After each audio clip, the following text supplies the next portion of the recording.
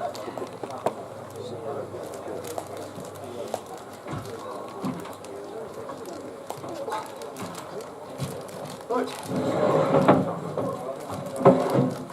Good afternoon. Can you hear me at the back? Yep. Okay. I don't know how many of you will know of Ian Coates, gentleman to my left here, but if you've been in the bike show and seen the most stickered Africa twin you've ever seen in your life, this is Ian's bike. He will tell us about his journey around the world. You know, when you say round the world, you kind of think about going round in a loop, but his was more like this. So there's stickers from all over the world on there. Ian's still farming and mechanicking on really heavy duty stuff. So he's kind of like a two-wheel tread Dibner in a way, although I haven't seen a steam engine at your place yet. No coil. So yes, so Ian, why don't you tell us a little bit about your background before you started to do the big trip? Right, I live in Ebden Bridge on top of Blackshaw on Moors. I have a small farm there, and down at Bottom Valley in Ebden Bridge I have a small garage, a few lads working with me, and I work day and night. And then in 1999 a bloke wanted me to fetch his Land Rover and trailer back from Johannesburg to England, and it's ex-army 101 with a 3-ton Sankey trailer stuck on back of it, and it hadn't run for a while. Anyway, I went out to Johannesburg and got it going, and I found Kenya. It didn't take me long to find Kenya, and then they wouldn't let me into Ethiopia or Sudan, paperwork. So I rang him up, and he said, "Oh, you've got it running then. Take it back, you'll have to come home on plane here." "All right, lad." So I took it back, but on the way down I thought, "Have me Africa twin in bloody barn with cows doing note. I'll get wife to send it out, I'll ride home on that." So when I got back to Johannesburg, I went to pick it up from airport, and then I didn't set off straight away to go up. I went down to bottom to Cape Town, the most southernest point in Africa, and then I made my way on bottom garden route to Swaziland, and then another country, Namibia. No. Lesotho? Oh, Lesotho?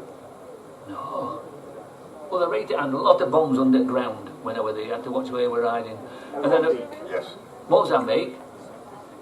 Mozambique, Angola. No, but bottom anyway. I didn't know where it was. I didn't know where I was. And then I got to Wata, and I thought, right, I've run out of land. So I turned round, and I went back through Botswana, South Africa into Namibia, did up and round Namibia, and then back, get loafing about all the time.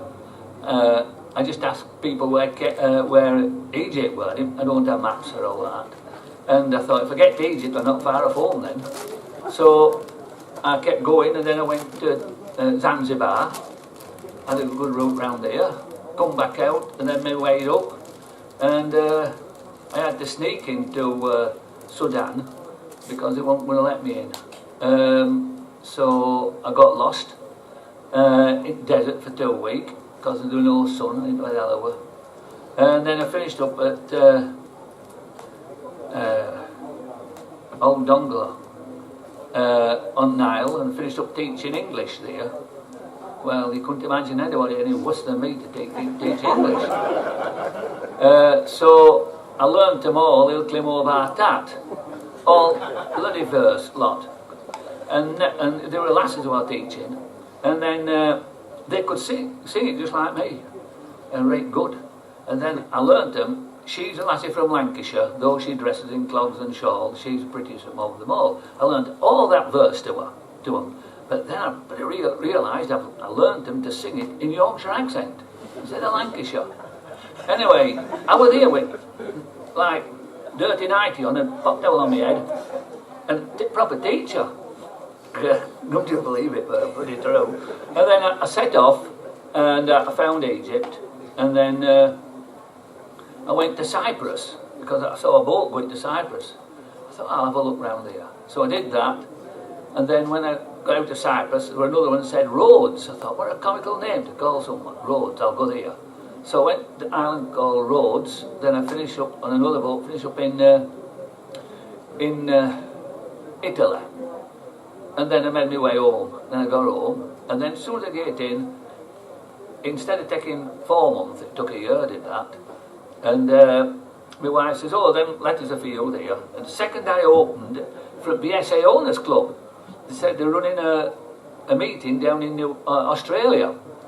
And it was right jab. So I rang them up. I said, have you set off yet?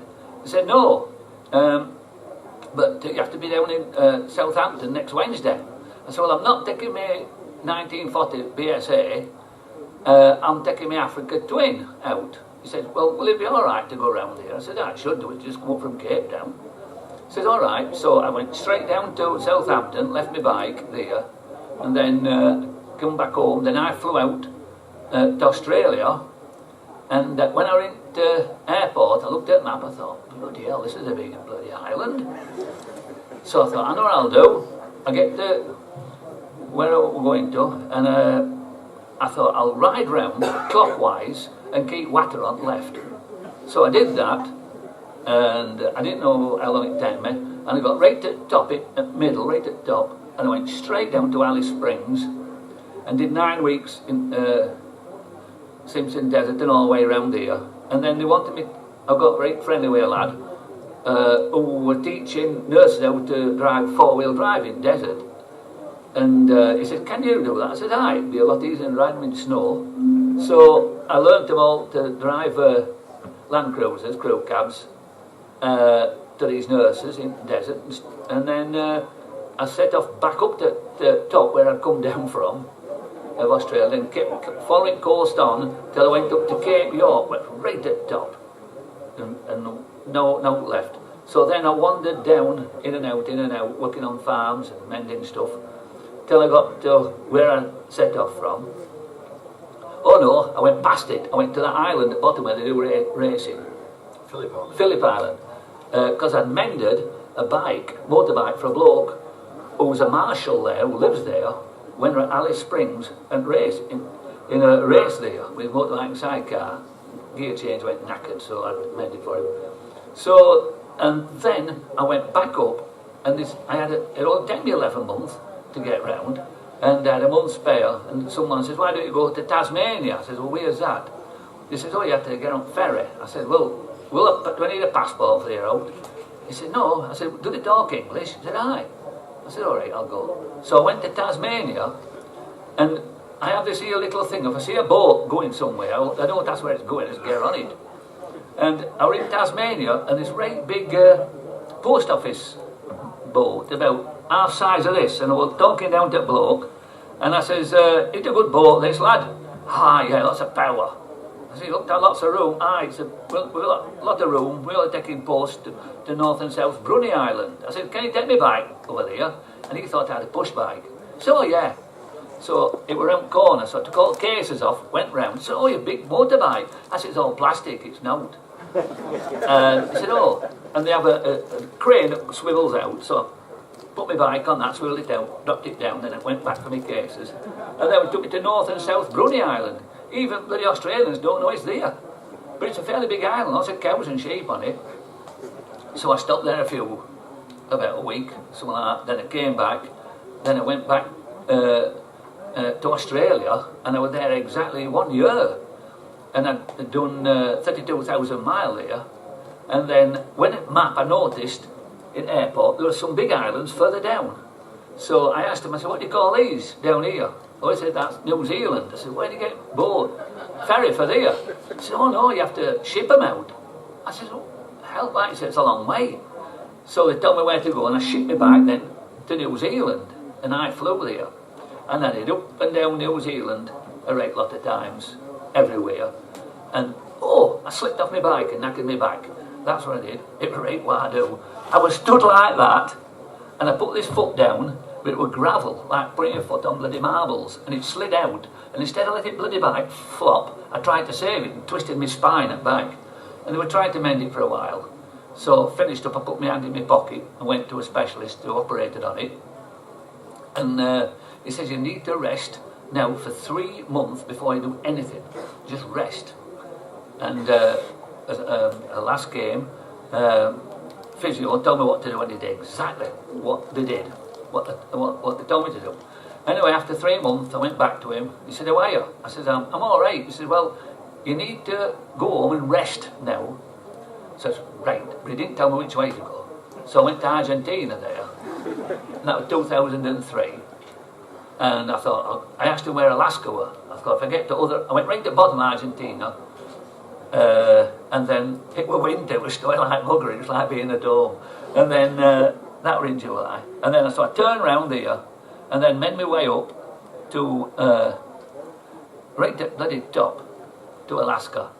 And I got there 2009, it took me 6 years to get up. But I've gone to all bloody countries, and I ride horses as well, with gauchos. I was riding horses no other place, Africa. But I found out that mules are a lot better, right sensible. And I was rounding cows up in Argentina and Brazil, and I was castrating bulls, 1-year-old bulls, and injecting them with all sorts of damn stuff and branding them. We branded them on bag. I've never done this before, but they had a big bag full of something off a tree like a bloody apple, but it wasn't. And when you brand them, you put this stuff on it off a tree, and it don't go rotten with flies. Anyway, I made my way up to the top of Alaska, right, and then I thought, I've been told you can go to Fairbanks and get a plane, Aeroflot, to drop you off in Russia. So I got there, and after 3 days in Fairbanks, I couldn't find this damn place. Then I found out it had closed down 5 years previous, and it was coming winter then. So I thought, I better get out. So I made my way then to Vancouver Island, and I stopped there for a month or two, and then I got on ferry, because I didn't far off mainland of Vancouver, in Vancouver Island, but I got on bloody ferry, and instead of going like that, I went round that and into a lump of America that comes up there, and I get off there, and they were right suited. They thought I'd gone specially to see them, because no bugger goes up there. And so I stopped there a while, and then made back round to Vancouver, and then it was coming winter, so I thought, oh, I better bugger off up to somewhere else. So I went up to Jasper, and up into mountains in Canada, and waited there through winter, just riding about and mending. And then at spring at year, I thought, right, I better get off to bloody Russia. So I took it down to Seattle, and shipped it to Vladivostok, and then I flew out to it in April. But it was, say, about, first 30 yards at water were frozen up in sea, and it was snowing a bit when I got there. I thought, bloody hell, this is a cold oil. So I had got it out and rode around. I slept at floor of a garage, because it were a Russian freighter that were taking it, and they bloody lost it, they couldn't find it. I thought they'd sold me bloody bike, but they had to come 6 weeks later, it arrived in, and I got my bike, and I was laking around. A lot of bikers come to look at me, because I was sleeping at the floor of a garage, motorbike garage there. And then I made my way up across Russia, and I just asked them where Moscow were, and I went up. I thought I must have to be turning left in a bit. Moscow must be that way. But I went all over tracks and every damn way. I won't bother where I went. And I knew weather would be getting better, because we were going out at winter. And I couldn't read bloody signs. You can read stuff like that, but in Russian you haven't a clue what the hell they're on about. And I didn't have a map, so it didn't make a difference. But I saw China. A bloody arrow saying China. I thought, bloody hell, I didn't know that were around here. So I went, and after 4 hours, I hit China. What a bloody laugh. I knew I was going to have a laugh, because you could tell they were Chinese, how they looked, And I get there, and he said, documents. So I have my old logbook for motorbike, and giving me a logbook for motorbike. He said, no, papers. I said, no, I don't read papers, lads, right? He said, no, documents, I haven't got none. He says, where do you go? I said, I don't know. I'm going to Ebden Bridge, Yorkshire. But where in China? I said, I don't know. He said, which country after? I said, I don't know where next country is. He says, where you sleep? I said, my tent. Oh no, you have to sleep in a hotel. I said, no, I don't go in hotels. He says, oh, you need a guide to come with you. You will have to hire a car for the guide and a driver. I said, what's he was having a guide when I don't know where I'm going? He said, can't take me there. I said, you're not going to Everdeen Bridge, is there? He said, oh no. I says, anyway, I thought, it were all right, but lad, he was just doing his job. I says, I think I know your family. You know my family? I said, yeah. I've seen, where? I said, I've seen them in Halifax. They have a cafe. It's called Chinese Takeaway. I said, it's just look like you. No, not my family. I said, oh, well, exactly look like you, lad. Anyway, I said, he said, no, you cannot come. I said, it's all right, don't worry. I said, I'll go back into Russia and have a ride round here, lad. So I sloped off and I went up. And then I went trying to get into Mongolia, because I could say, bloody Mongolia, I'll get in there. Anyway, they won't let me in because I only had 5 months on my passport. So I said, it's all right, lad, I'll go home and get it stamped up. I came out and I was farting about, and I saw a ferry. And I thought I was at the top of a Russia, right at the top. So I get on this ferry. I didn't know where it was going, but I thought it's right. And got on it, and after about 3/4 an hour, it stopped. And it says, I said to the bloke, I said, what are you doing now? Went to another island? No, this is it, we go back now. I said, well, I've been going 3/4 an hour. No, they said, we stay here. And I were on Lake Baikal. And there were a bloody island on Lake Baikal. It wasn't at bloody top where I thought it were. So I thought, right, I'll get off. So I was there a few weeks, and they were right suited. The Burats there, they like, got cheaps. A bit different than Russians, but right sound people. And they were right suited. I'd come to look at them on my bike. But I hadn't, I just got it wrong bloody ferry. And so I saw them and run all the way around. And then come off, and I went on again. And then I got friendly. All bikers are waiting for me all over bloody Russia. Because when I were set off from Vladivostok, because I was only bugger on a motorbike, television came and found me. And they did it. So they put it out that this loon is going across on his bloody Africa Twin to Everdeen Bridge. And so they knew roughly where I'd be, and they'd tell other lads, hey, he's gone past here. Right, he'll be here somewhere. So they were all waiting for me. And I went into the pub with them and stuff like that. They got rat-assed on vodka. Whew. I had to stop doing that, or else I'd still be druffed. And then, so I said, goodbye, I'm going to Kazakhstan. Well, I thought, I wonder if I'm going to get in here. They wouldn't let me in at first, because I only had 5 months. I thought, nah then, I wonder if I'll get out of this. Anyway, I managed to get in, and then the immigration lad come to me. He said, why you come? To look at our beautiful country. And I said, I've always wanted to look where Borat come from. Bloody hell. He nearly locked me up. So I said, look, don't matter, I'll go back. So I went back out of there, and then I saw a pub that all these lads go and get drunk on. So I went into them, it'd be 10 o'clock before I found them. And they said, oh, good, why not Kazakhstan? I said, no, they won't let me in. Oh, good, we all go to a motorcycle meeting this weekend. Oh, they all want to see you. And like, I'm here, and Moscow's there, and I've just come up from there. And I said, well, where is it? They go on going to Moscow. He says, here. I says, here, cloud dead. I says, I want 2 days to get out. Oh, he says, and they were right druffing with lads then. Oh. He says, you need, I said, I need a visa. It's run out 2 days. And they knew my driving licence had run out 5 years ago. I'm to alter it last bloody year. That's it. And so they said, oh, give me a passport. So I give him passport. Oh, okay. Oh, yeah, yeah. We will get you a new one. This is about 10:30, 11 o'clock at night, and they're rat-assed to these. And then as we went out the door, it says, oh, driving licence? I said, I better get one of them as well. So he staggers out the door with his mates, all riding bikes. And I thought, well, that's the end of my bloody passport, it was nearly out anyway. Anyway, 2 hours later, they come back with a 3-month visa and a Russian Class 1 driving licence. I said, bloody hell. He says, we don't get these. She says, only certain people can get the Class 1 wagon driving. So I got that. So then, next day I went back over there. where I just come from, more or less, but different higher up. And after weekends, all these lads wanted to go home. I said, oh no, because I'd met some more lads over there who wanted to show me all the way around, so I went for rides with them, because I had 3 months to go at. So I laked around, and then I went nearly out of, they go out to Russia in Ukraine, finished up at Ukraine. Oh, it does get better. And so I loafed about there, and I finished up with a motorbike club from Moscow who were there. Big meeting they were, and they were 8 good lads, and they had like a big old quarry and a big building.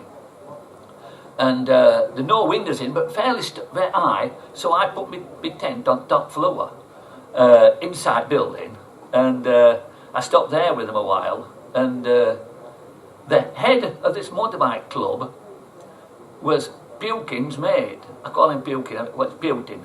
His mate at school. And Buchan borrows motorbikes off him for going for a ride when he wants to beat Jack the lad, Buchan, in Moscow. But so this lad and his brother were down there. And they got right matey with me, and we rode all over. And then wife got sick. So somebody rang me up and said, oh, Julie's not so well, she's in hospital. I said, right, I'll come. And I haven't seen her for a few years. So I flew straight out, and I got there, and I think they were winding me up because she wasn't so bad. And I ran down in Ebden in my Land Rover, and my motorbike's still in bloody Ukraine, in this bloody old quarry building. And Julie says, yes, her phone. She says, oh, it's for you, it's a woman. So I said, hello. She says, oh, Mr. Coates? I says, yes. Ah, this is a television. And I thought it was one of lads' birds or one of women. I said, all right, go on, carry on. What do you want, lass? She says, well, we want to do a film show on you next Wednesday. Is that Mr. Coates? I said, no, it's Father Christmas. Oh, well, I want Mr. Coates. I said, who the hell are you? She said, are you selling oil or all that? She said, no, I'm from the Ukraine television. I said, are you serious? She says, yes. So, I don't know how they got wife's phone number. So I said, look, send me an email. I did all this. So they sent it one, and I got my cousin who was right switched on, he can work that machine. I said, check and see if these are plumb. And they said, yeah, it's Ukraine television. It's capital of Ukraine, whatever they call it. I said, well, you better come with me and get me a flight out. So I went out there, and they're on bloody television. But they didn't know a new battery for my bike and a new front tyre with me.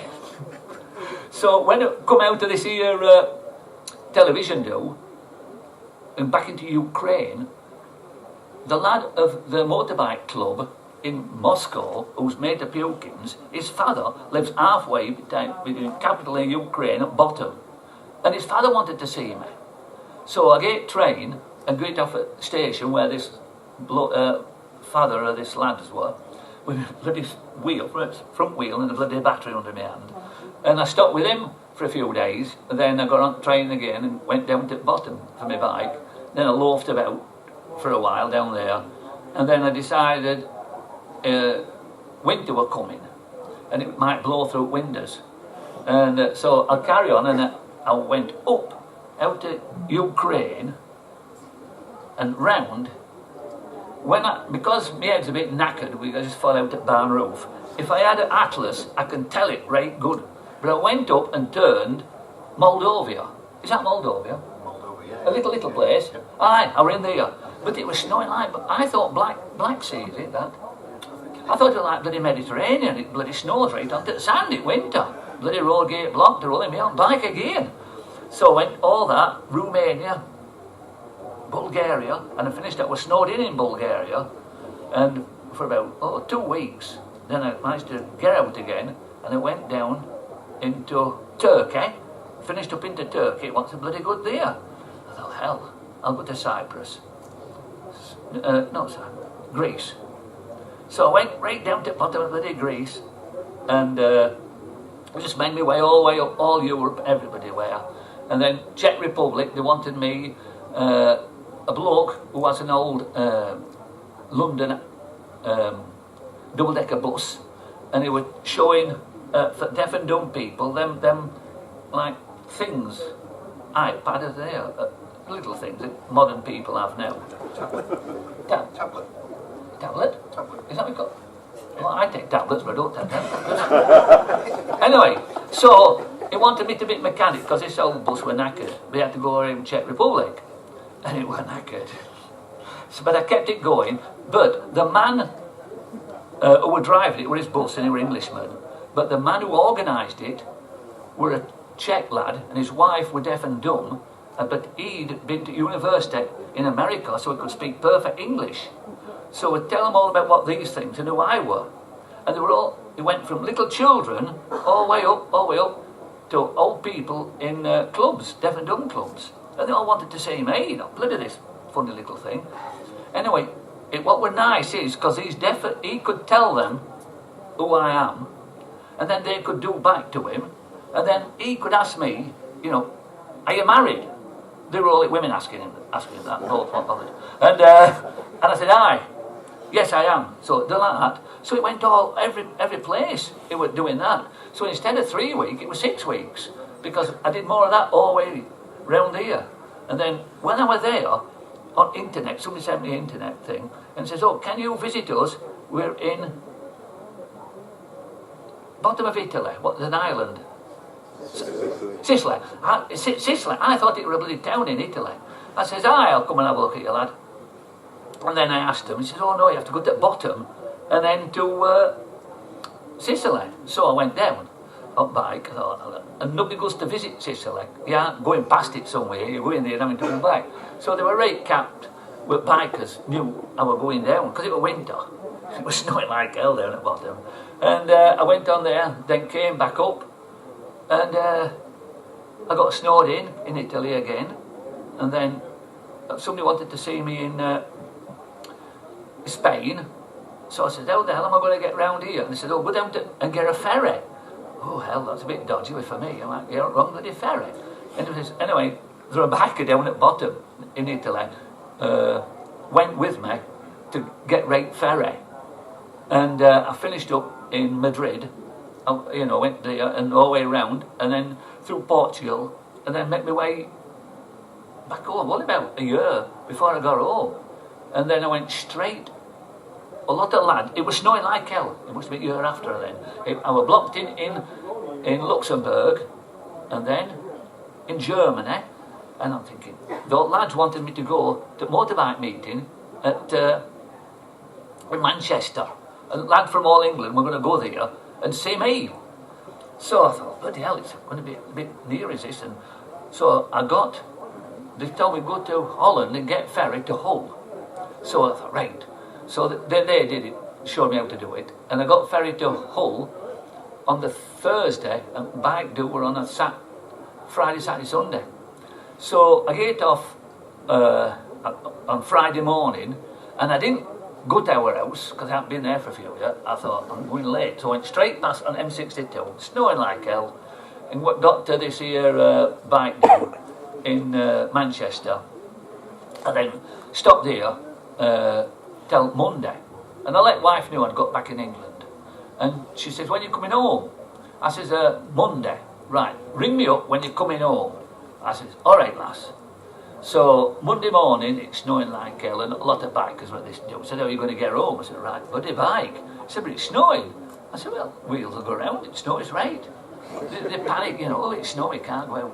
Anyway, I got home, and told wife, and as I'm going to, I have a little garage on Main Road.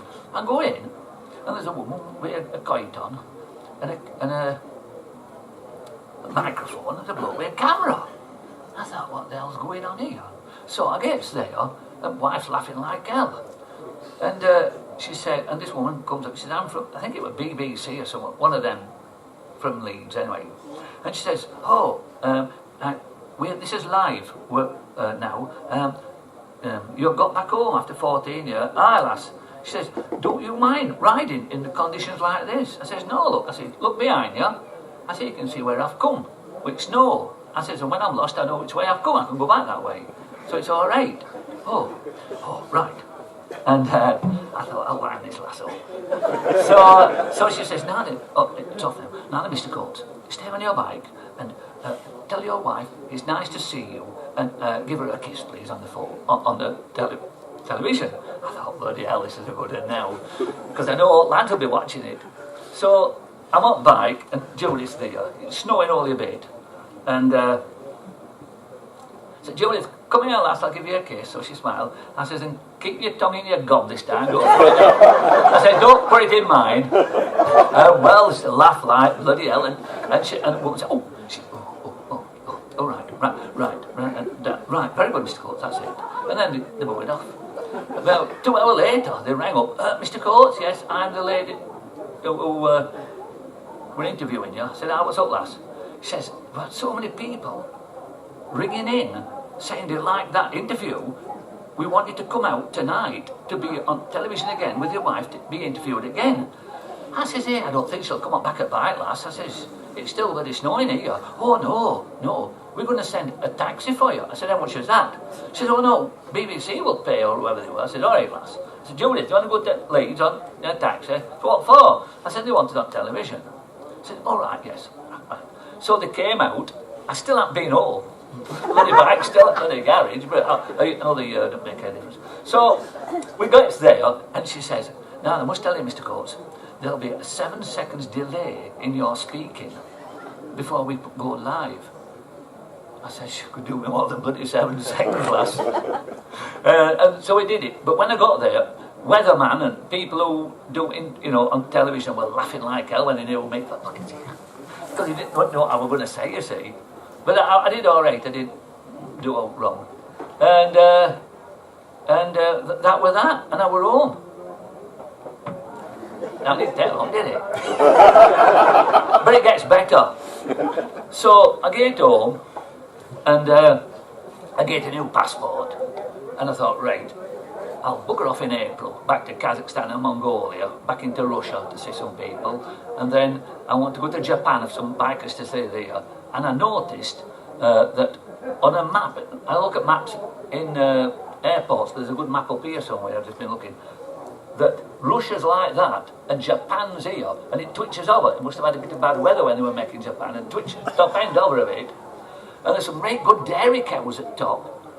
And I thought, I'll go and have a look at them, and them farmers up there will know some of who was getting a fishing boat to put my bike on and drop it off in Russia, and then I can ride back to Calais.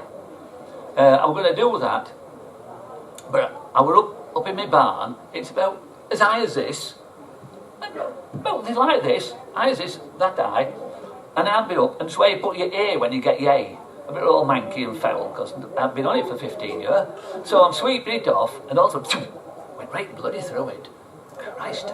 And my tractor, front end loader, what you're digging, were there like that. So I landed on it, woof, and then that was 5 foot off ground and back onto concrete again. I thought, bloody hell. And I couldn't move my legs. I thought I was bloody paralysed. Oh, I thought, shit. So I got my phone out and rang me. Jason, what? Do you know where's a bloody sidecar? I need one for my bloody bike.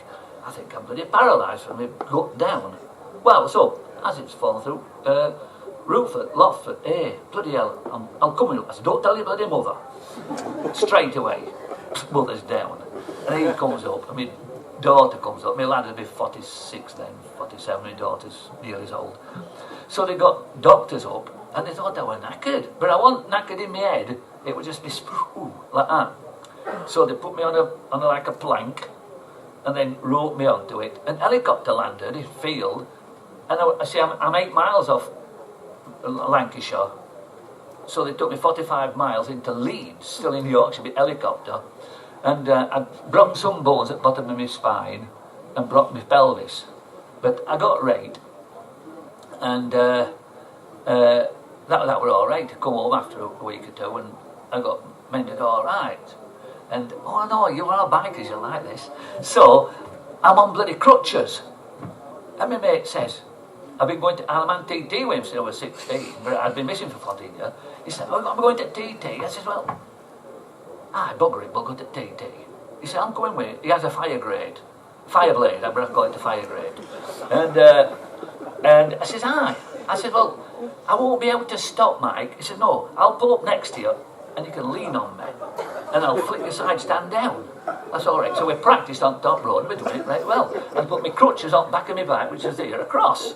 And we did all right. And we went to TT, and I have to go to pits, because I know a lot of lads from all over the world who were racing and who were mechanics, and I'm a mechanic, and if they're bloody stuck, they ask me. So I get to where you should show your pass to get in. And by this time, Mike's with me, and we get to entrance where we're going. Mike's all right, his both legs work, and I linked to get him. And bloke says, "Where's your pass?" I says, "I bloody know." I says, "Look, I'll get my bloody crutches on back. I can't get off it." All right. So I kept going through every day. But once I got on my crutches, I wasn't so bad. Rolling this side, that were knackered. And so I did that, and then I got a fresh bike. Oh, and then BBC came out again, because when I was in hospital, first time, I'm like there, and nurse says, "Oh, there's a lady from BBC." Well, BBC wants to have a word with you. So I said, "Come up." I said, "Now then, lass." She says, "Oh, we was in the airplane, a helicopter that fetched you." I said, "Did he have a yellow helmet on?" He said, "Yes." I said, "I thought that was my bugger that he'd picked up. Because if you look at my bag, my yellow helmet's still there." He said, "Oh no, that was the BBC photographer." He says, "Can we use that for our publicity for the plane?" I said, "Of course you can, lass." He said, "What's your name?" Tell her. And then she went. 2 days later, she was wuthering in. "Oh, you are famous." I said, "Why is that, lass?" She says, "Well, we found out who you are. When you come out of hospital, can we come up and film you?" I said, "Of course you can." So I got out of hospital, but one of the companies wanted to do a film on me, but I haven't time to bother with them. I'm busy. So I said, "I won't take my bike on my next to finish my trip off in case I have a wide do with it." I got another 1991 Africa Twin, and I'm doing it all up. And I told television, "This is my new bike, this is not taking that." Within a few days, they brought me into the barn and pinched me bloody new bike. So I went knackered. So I missed it out for that year, but year after, I do some wild-dos. Round world, all where you shouldn't go, I went, no trouble. Day and night, everywhere. Goes to the same bloody barn, same height, but I have a ramp that send cars up way. But there's roofs like this here, and there's a girder that goes across, holding roof up, and bloody ramps underneath. And you've got to be watched, you don't go too far, else you put bonnet of a car onto a bloody bit, or if you wanted to tip cab or a wagon, you knock it. I thought, I'm knowing note, I'll cut that bugger off and move it up 3 foot. So, right, so I got my ladders up, I got my 9-inch handle grinder, new cutting blade in it, and I cut down and left an inch on this side.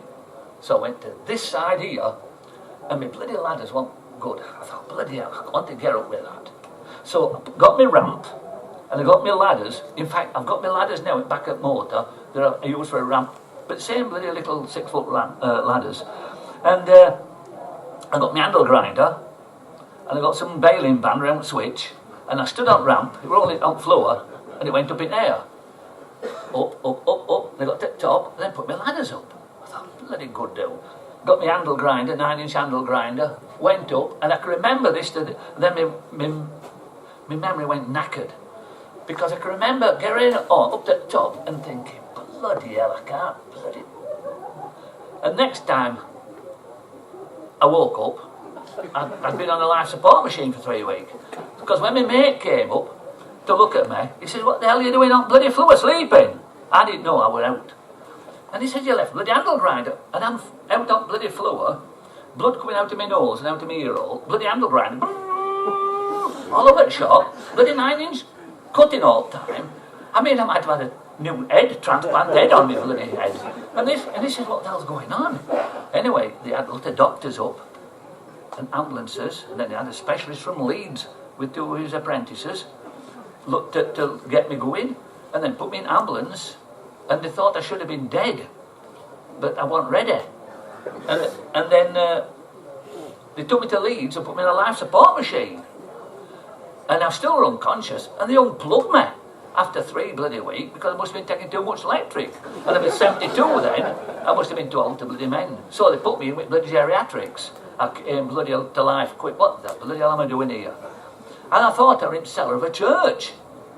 Anyway, I moaned and moaned. Anyway, I got home, and I steadily, that was the 2nd of January, 2016. So I had to go back to hospital after, I was in about 6 weeks, a 2-month in hospital. And then went back, and I saw this here specialist woman. But I thought she was a patient, because I went in, and she wasn't just plumb. And I said, excuse me, love, I think they should be sat down here. Because my wife was with me as well, with us, for patients. She says, oh, no, I'm all right here. I said, look, I'm not being awkward, but if the brain specialist comes in and finds you sat down, she might be mad. She says, I am the brain specialist.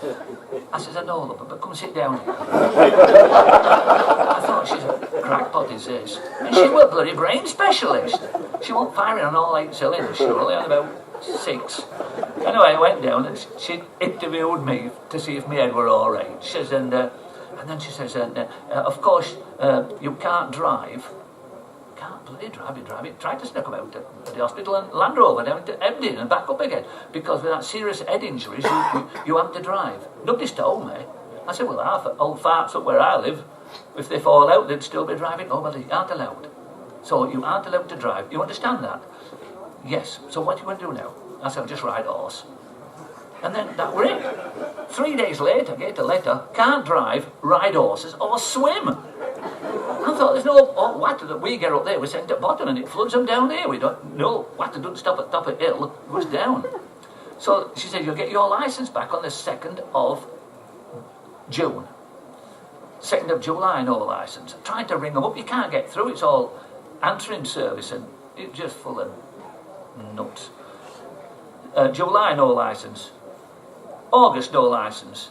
September, no licence. October, no licence. Couldn't get through to anybody. I got into Swansea, sheep men in Wales. And they said, well, we've sent them 3 letters because we know that you should have had it back on the 2nd of June. And we've had nothing. We sent them 3 letters, still had nothing. I says, oh, all right. So I said to the wife, I'm going for a bloody ride for 2 weeks. Where are you going? I don't know. Europe. So I get on my bike, it's every 2 weeks, and I finished up in Portugal. And I thought I can show my Russian class 1 if I get stopped over there. And I came back after 6 weeks. You were really surprised I come back that year. So I come back, and when I got back, she says, oh, them letters are for you. I upped it, driving licence. So that were it. So I've just been getting fit. Shall I carry on? Oh, I went to Isle of Man, TT, and I'm walking past, and apparently, if you notice my bike's a lot of stickers on it. I haven't put them on. Lads from clubs have stuck them on, different clubs.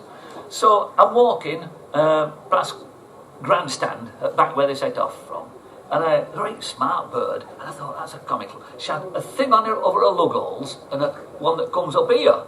I thought, what if she's a wireless lass? Anyway, I'm walking past, and I had this on, and she says, the famous Ian Coates, there's a t-shirt just walked past, I'll just happen to moment. She said, excuse me, have you met Ian Coates? I said, yeah, he's a right wart. And she says, oh, you've met him? I said, I am him. You were in, come with me. So I went in, and she interviewed me. And then she says, right, have you got a phone number? I said, aye. What is it? I said, I don't know, it's stuck up bloody back. I said, it's a long one, so I give it to her. She said, oh, thank you very much. So I was sleeping in the back of a van. Because there's somewhere, I know where to put my tent up, so in a van, in a garage yard. And it was all right, if it rained, it was all right, it didn't leak like my bloody tent. And so she rang me up and said, oh, Mr. Coates, yes? Can you come in tomorrow at 10 o'clock? I said, what for? She said, we've had so many people who were tuned in to Isle of Man TT race around the world and heard me. She says, they've heard you. Then what does it on tomorrow? I said, oh, all right, then I'll come in. So I went in and I was there every day. And it gets bloody better. It was red up, people were coming all over the damn shop. So I parked my bike so everybody knows where my bike is. So people can find it. Yeah, that's it. So I goes about 15 round my bike, and this young lass had like a camera on her shoulder and a stick. And Ian Coates, I said, you Ian Coates? Ah, yes, lass. He says, like, I think it was Granada or something for television. She says, This is, can I interview you? This is from television. I said, aye. I said, but I bet that ferret didn't rate shooter. You shoved a bloody stick up its arse and coming out of its gob. She says, what? I said, yeah. She says, oh, that's a microphone. I said, that bloody ferret, nothing suit about that. I said, is that the best you can do? It just looked like a ferret's arse and out of its gob. She said, oh, no. So she's interviewing me. I said, she said it ain't a ferret, but I think it's a bloody ferret. And that interviewed me on television. Well, they went berserk. We'll put it out because people were suited, wanted me again, but I was coming home the day after. But that was from TT. And this year I've been to Manx, they collared me again. But television people didn't, I think I worried them. And it's collared me again and interviewed me, and that went over. But all the time, there's people looking. On Brazil, there were 3 lads who stuck it on, who were there at TT, and one from and there's lads from all over. Anyway, I were on one place, and people looking at my bike all over, and this young lad came up. He says, you haven't got, oh no, I was talking foreign then. I should be talking American. Hey, bud, are you in cut? Aye, we are following you. Well, I never saw you. He said, no, we're in Los Angeles.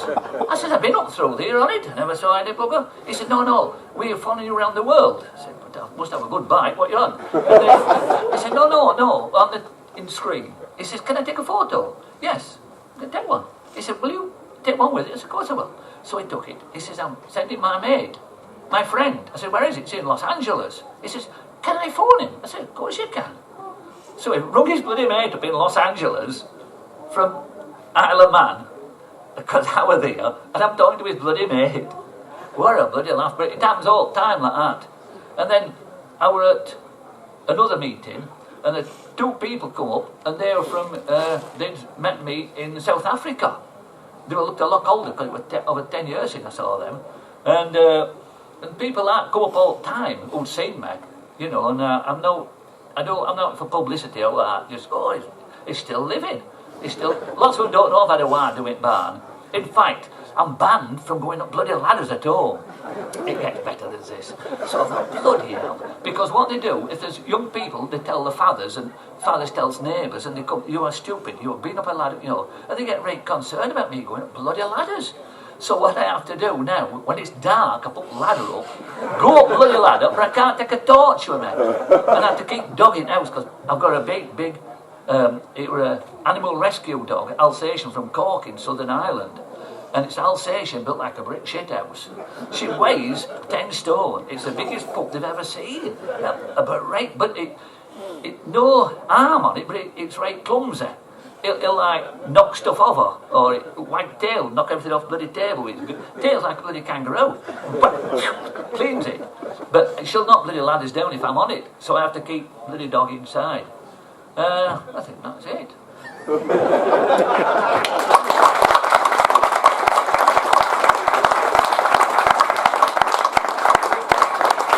I'd like to tell you, I didn't rehearse that.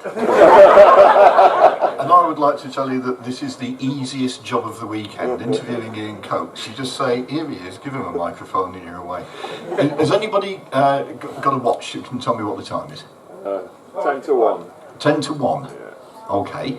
Well, we have time for questions, which is a good thing. So, anybody want to throw some questions out at Ian? There we go, John. Health permitting, what are your plans? Oh, it's in my wife.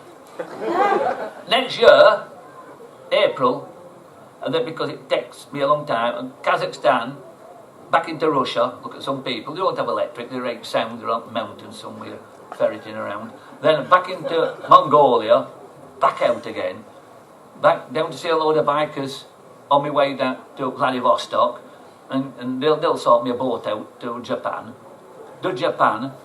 and then up to look at cows at Top Island, and find some bugger with a boat or a fisherman to drop me off in Russia, and then I could go back home. And then that's it. But I want to do hand gliding after. No, paragliding with parachute on. Sorry, I'm lost for words. Yeah. Yes, and in the middle there. Does your wife not like you? She likes it when I'm not there. I saw her, it gets bloody, but oh shit. What date is it? saying? 2nd of September. Christ almighty. Wedding anniversary. I've been married 50 years today.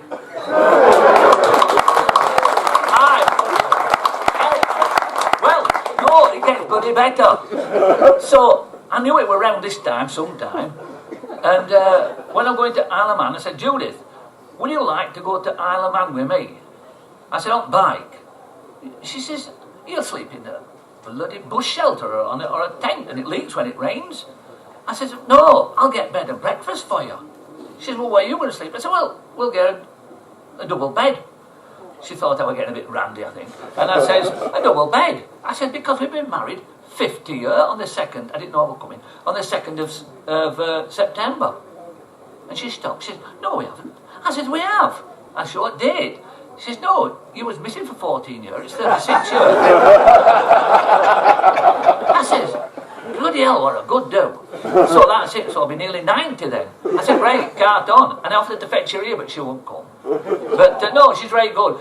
I used to ring her up some years, and she said, what's it like where you are?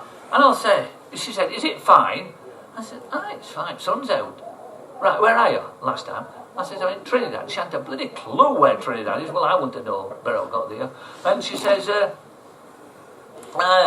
right, I'm coming. So she arrives in bloody Trinidad. Have I time to say something? Yeah, tell us about Right, Trinidad. so it gets bloody better. So as I'm going up, I get to Venezuela, and I'm thinking, I saw a ferry going out, and I says, where are you going? He says, because I had to get to Panama, you see. He said, I'm going to Trinidad. I said, is that in Panama? He says, no, it's Highland. And I said, well, can I get my bike on that? They're all the passengers. No. We don't, there's no one takes motorbikes or cars to Trinidad. I said, where do all blokes then go, seamen go, supping ale at night? Because that's the best place. They said, oh, down there. So I went in this bar, and there were a lot of people staggering around. But there were some people who were drunk, but sat down around a table. I thought, they were bloody captains. So I said, hello, captains. I don't know. I said, anybody going to Trinidad? You go to Trinidad. Oh, have you got a big ship? Oh yeah, oil rig supply boat. Very big. Very bloody big, and that's in it. And I says, I could do with my bike. I said, I've got to get to Trinidad, but I said, my bike. I don't got a bloody motorbike. My bike. Okay, can you get me? He said, have you passport? Because they wanted for people fiddling, illegal immigrants going on. I said, here. Oh, English. Oh, yes, I can tell you. How much is it? 100 US. I said, all right then. I said, when you going? He said, 1 o'clock in the morning. I said, well, where is it? He says, you come here at 11 o'clock, out to follow me. So I were on a bloody bike, followed him back. And he said, oh, big bike. But he said, that very big ship it was. They had big cranes. And they plonked it on. Get to Trinidad. And I'll really like stuff like this. And then we get there, lift bloody bike up, plonk. And then I get off. All goes down to customs. And I passed. And then, I said, what about motorbike? I said, wait, it's way. Oh, you can't fetch it. Here. I said, it's here. He said, I'm riding it round. No, you can't. But you can walk. So, bloody hell, all my tent's there and stuff. So I put my tent up in dockyard. Only bugger who put a tent in dockyard. And the security man looked after me right well, although they killed somebody over bloody road neat after.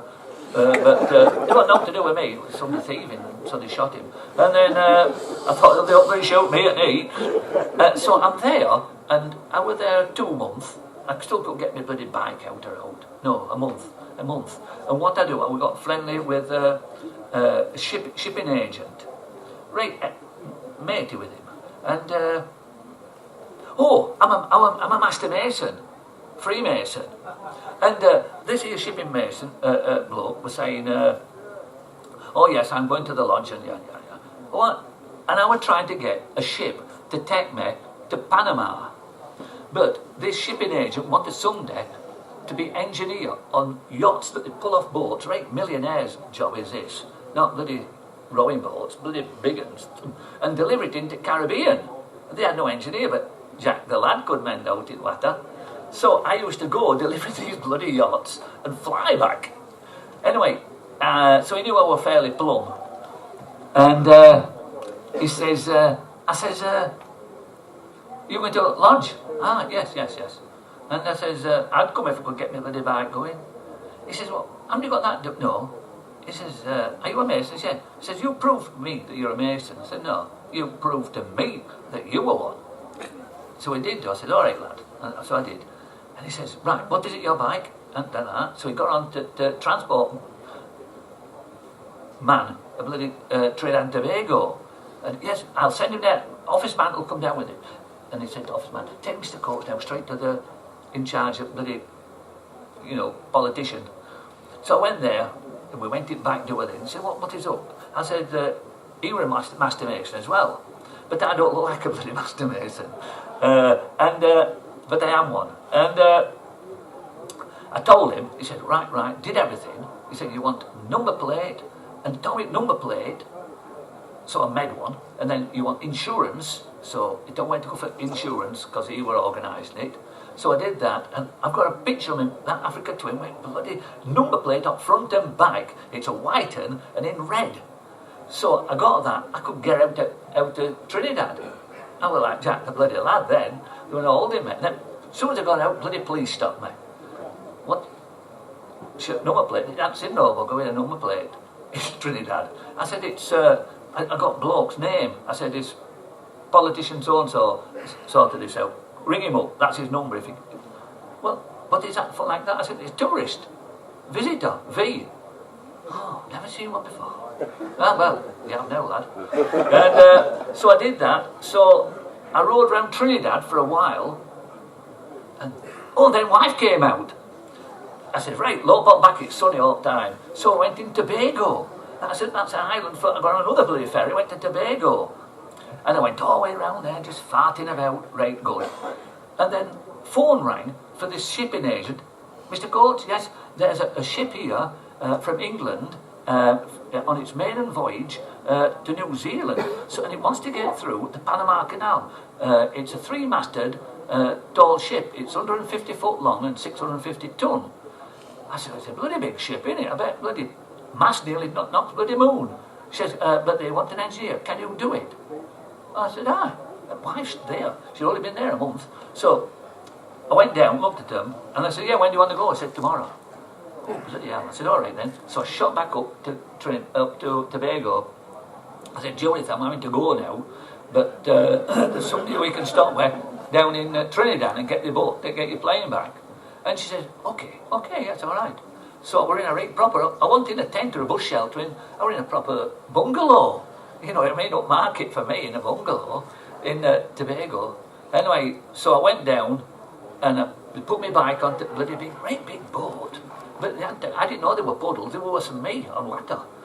But it was a millionaire who'd been on fiddle from Australia in 65 and he was an alcoholic.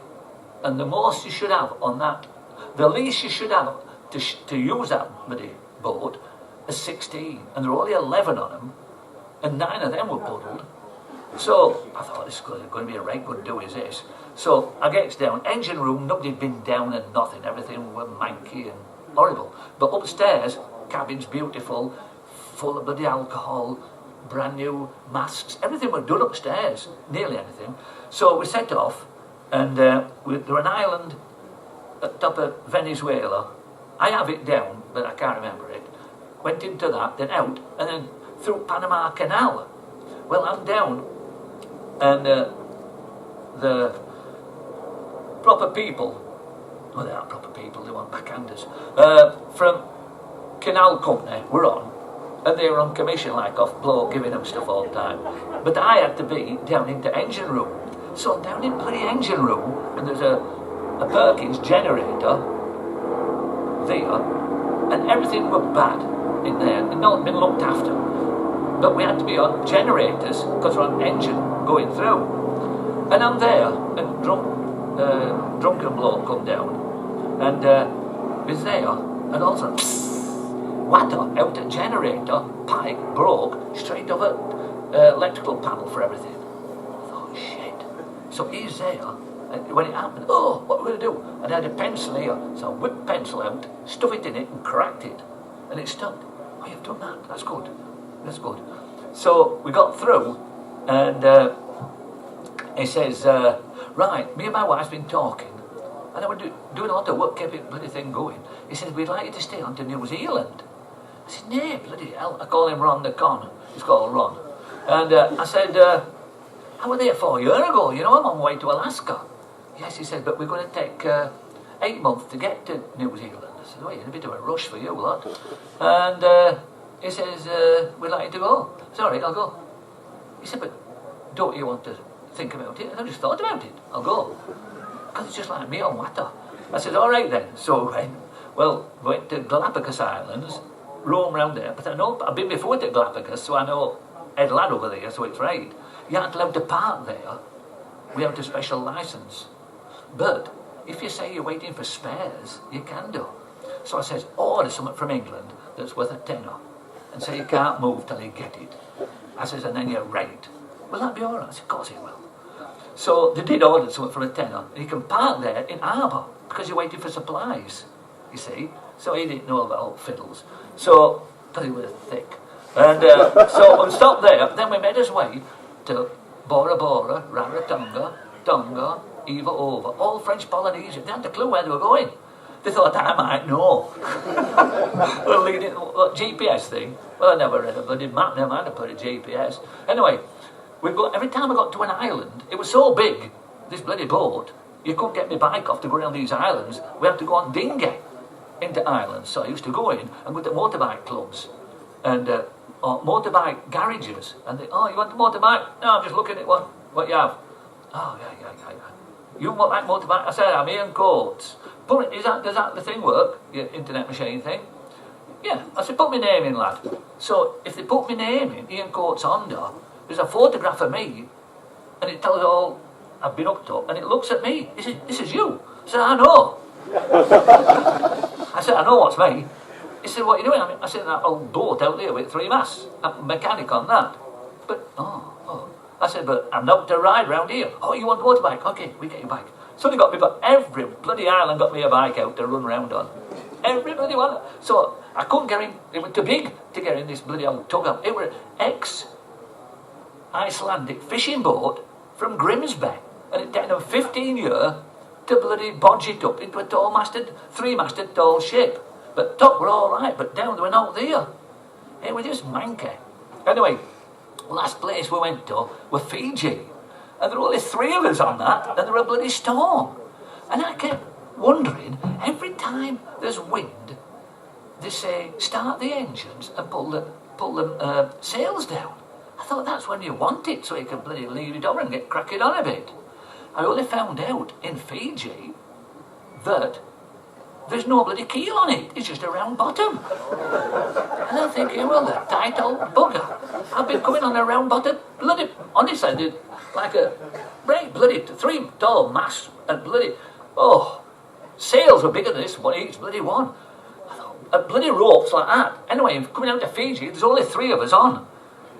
There's Ron the Con, he's pissed up, so he doesn't know what's doing. And his wife, she's all right, sensible lass. But there's 3, and there was nothing to get the ropes down. We're cutting that bugger, they were breaking. So I let it, and I thought we better let this bugger down and let him go, because it's going to roll over. Anyway, rolled it all over, and got off, and got engine and got to New Zealand. And then I said, right, I'm going now. Got my bike off and all, lads, what are you doing here? You should be in Alaska. I bloody know. How do I get to Panama? I said, well, have you been to Panama? I said, yeah, but my bike were in that bloody old ship up there. I need to get to Panama. Oh, bloody hell.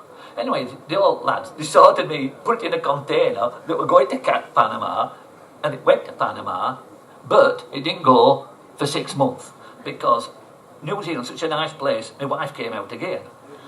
And my motorbike were in Blue Wing Honda in Capital, and they wanted me to road test a Varadeo for them. And I said, I will, but it's winter, but it's July, you see, so I thought it was summer. So I said, hey, Julie, come out here, I've got a Varadeo to test for 3 weeks.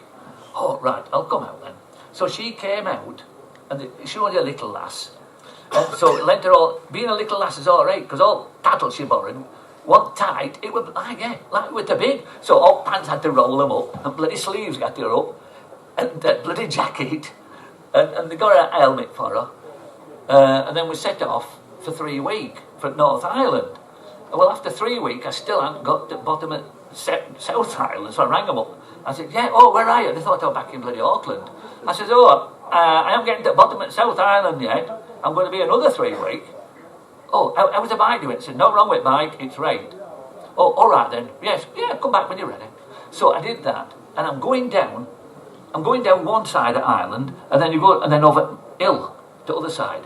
So I'm going over, and I forgot wife on back.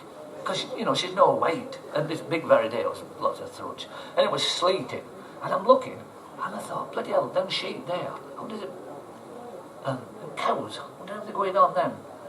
And then she says, she nudged me, I'm cold, can't we stop? I thought, oh shit, I forgot about her. I said, no, we're still going up. I said, hang on. I said, don't fall off, because I might not, you've gone. So, just hang on. So I went up at the top, it was still like bugger it. Down the other side, it got better, and there was a pub. So I drove into the pub, put side stand down, and lifted her off. She had a waterproof of a giant, and it was slopping all over. So I took her into the pub, and there's 2 young women behind the bar.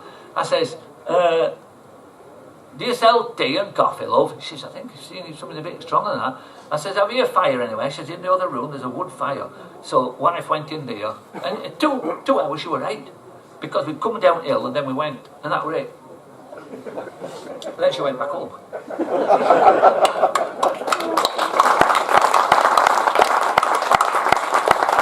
Right, well, sadly, we have to make way for the next event in this tent. But Ian, thank you. It's been a pleasure as always hearing the stories, and thank you for those fabulous questions. So, Ian Coates.